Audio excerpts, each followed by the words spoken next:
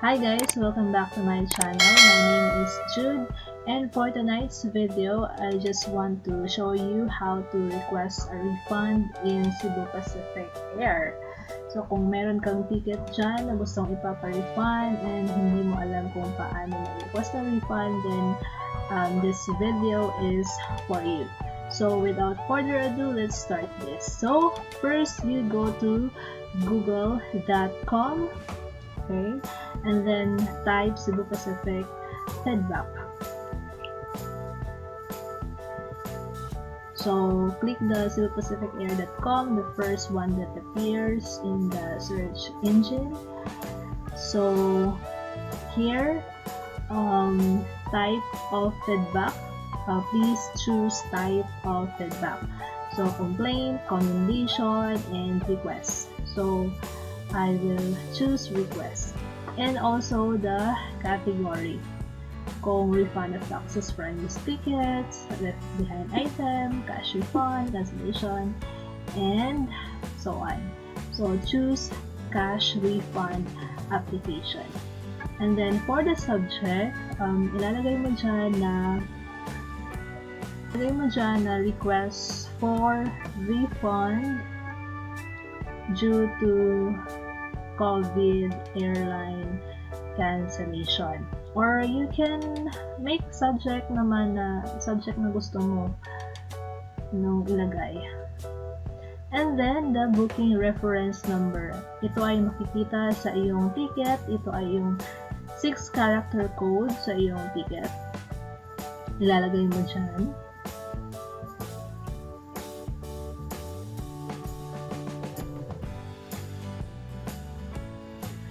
And then the flight number, ito ay makikita din sa iyong ticket. And the flight date.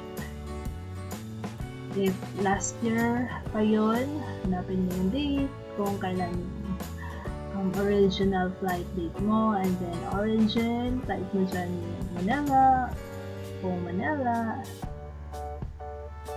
and then destination.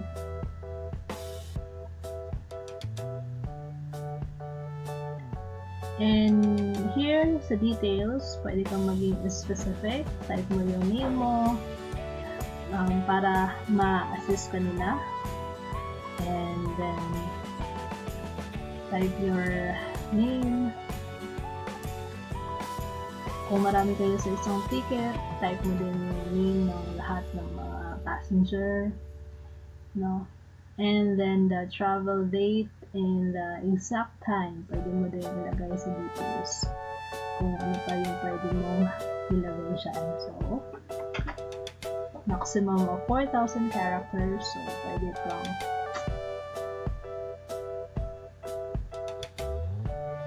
okay, so put your contact information, your full name, and then your email. Make sure na active email yung ginagamit mo para makakatanggap ka ng mga email mula sa Cebupacific. And then your mobile number. If you have a landline number, you can put that also. Submit. So after that, yes, feedback form will receive your message.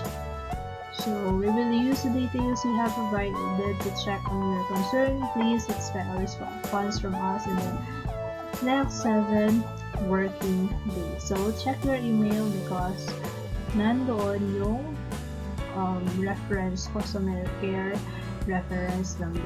So as you can see, ito yung customer care reference number.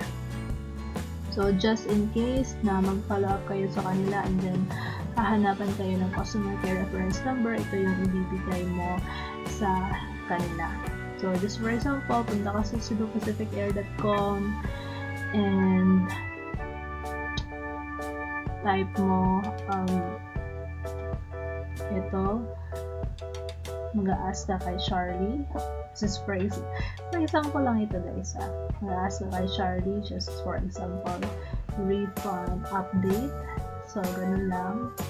So magre-reply naman siya kasi may keyword na refund. So yung reply niya, we remain committed to our customers to complete pending refunds. So